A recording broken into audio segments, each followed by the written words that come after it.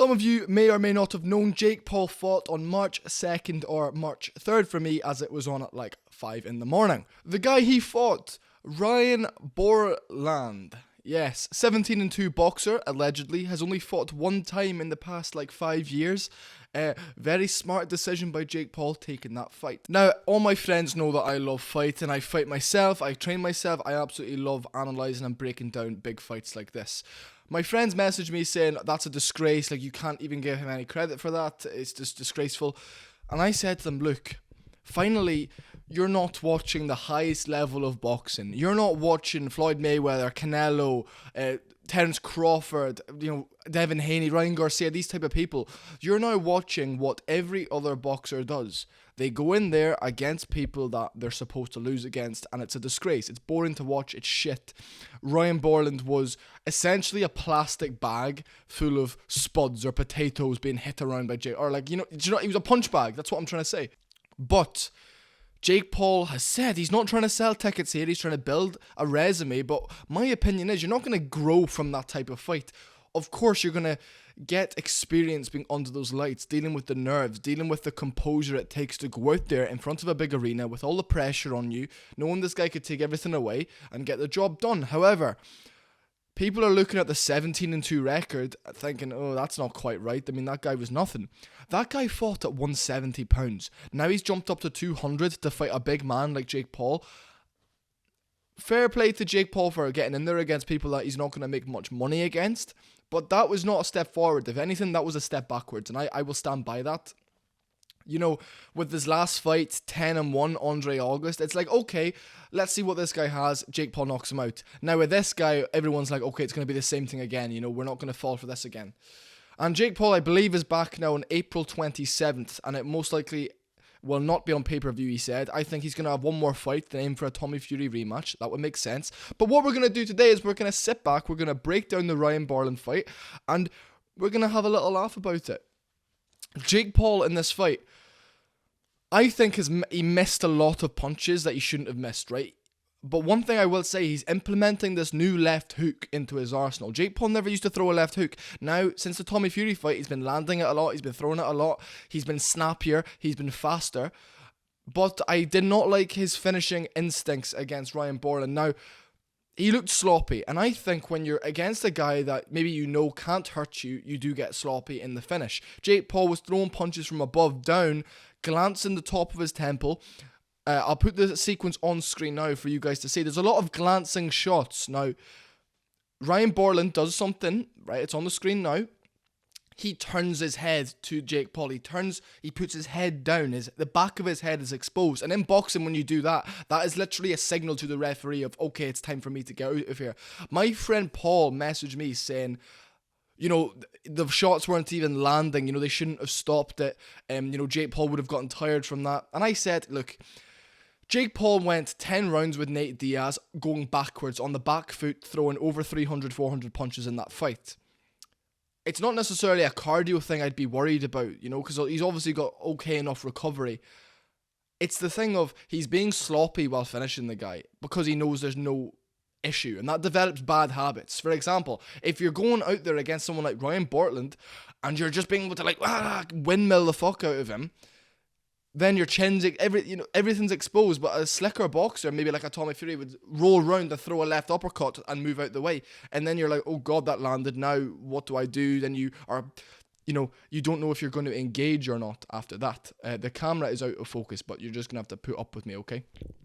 My issue is not with the stoppage, as I was saying. So whenever your issue is that, oh, the referee shouldn't stop, that the shots were only landing one shot every 3 or 4 punches, that's not the problem here. That's okay. It's a sloppy finish, glancing shots.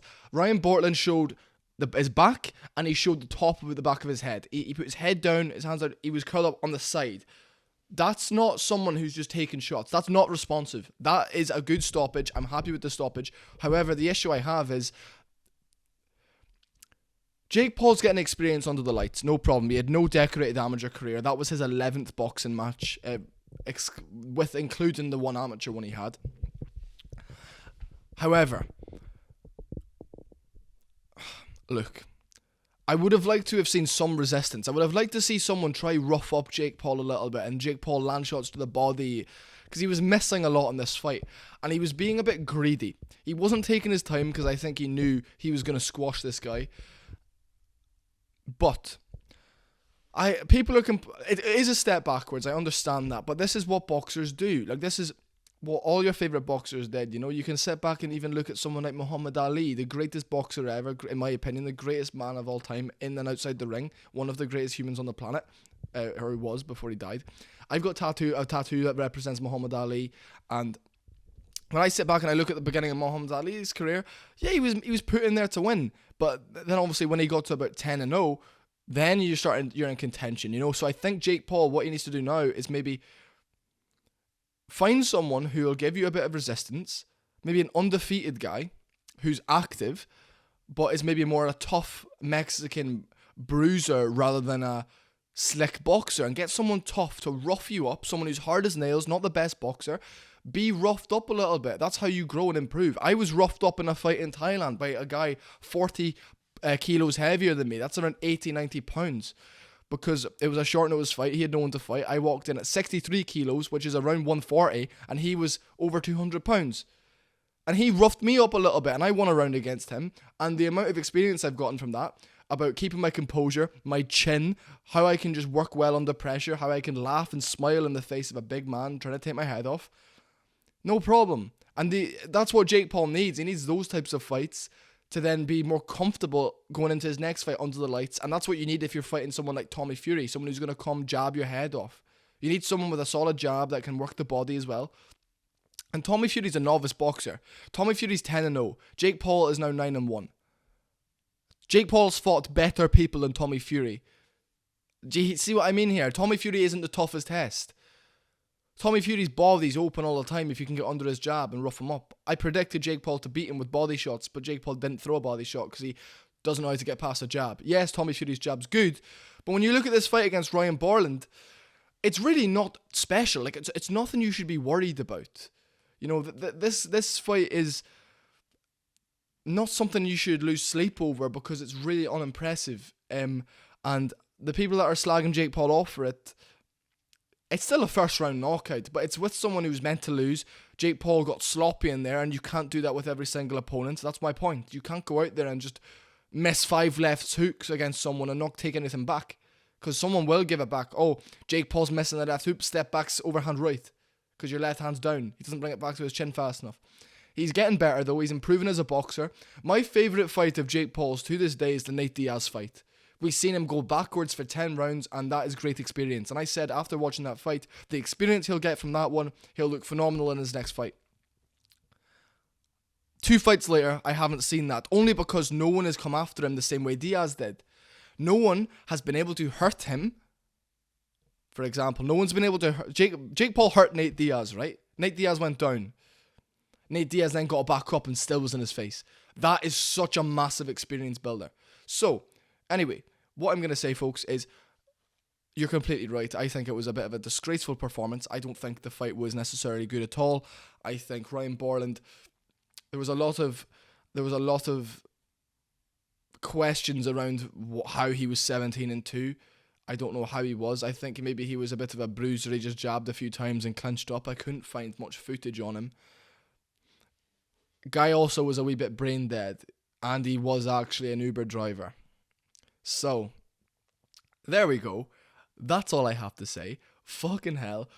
Not a bad fight. Just, well, I say that. Terrible fight. But a lot of right hands missed. But Jake Paul has that killer instinct. He's seen the guy was hurt, and he just swarmed him. And Ryan Bourland gave Jake Paul the side of him, put his head down, and exposed the back of his head. Now, that's an instant thing to me of, stop this fight, ref, please, I'm going to die. And the ref did. Jake Paul celebrated like he's just won a world title.